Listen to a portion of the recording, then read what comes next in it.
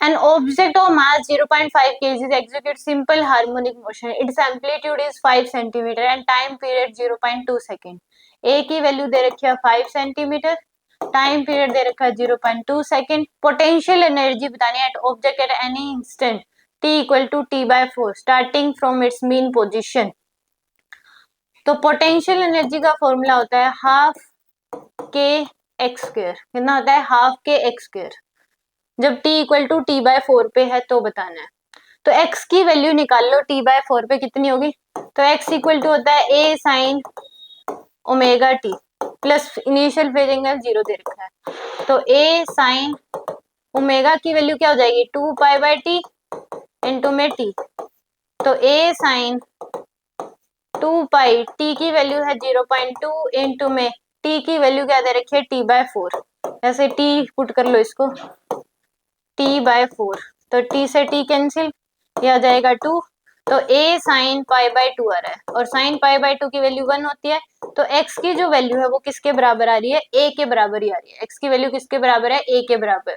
तो यहाँ से पोटेंशियल एनर्जी आ जाएगी हाफ के a स्क्वायर. अब k को हम लिख सकते हैं m ओमेगा स्क्वायर. तो पोटेंशियल एनर्जी आ जाएगी half m omega square into a square. तो हाफ मास की वैल्यू है 0.5 ओमेगा स्क्वायर.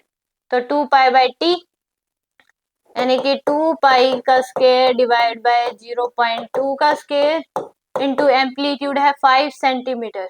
तो 5 इंटू 10⁻⁻² का स्क्वायर. तो हाफ इंटू में 0.5 इंटू में 4 इंटू में पाई स्क्वायर इंटू में 25 इंटू 10⁻⁻4 डिवाइड बाय 0.2 इंटू 0.2.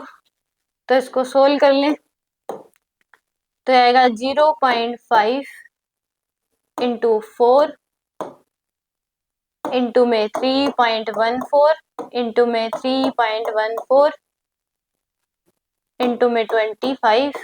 यार आपके पास divide by 2 divide by 0.2 divide by 0.2. तो यार 6162.25 इंटू 10⁻⁻4.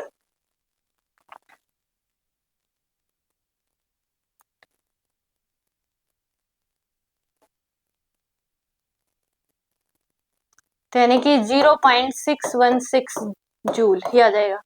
यानी कि सी ऑप्शन क्या होगा? करेक्ट होगा.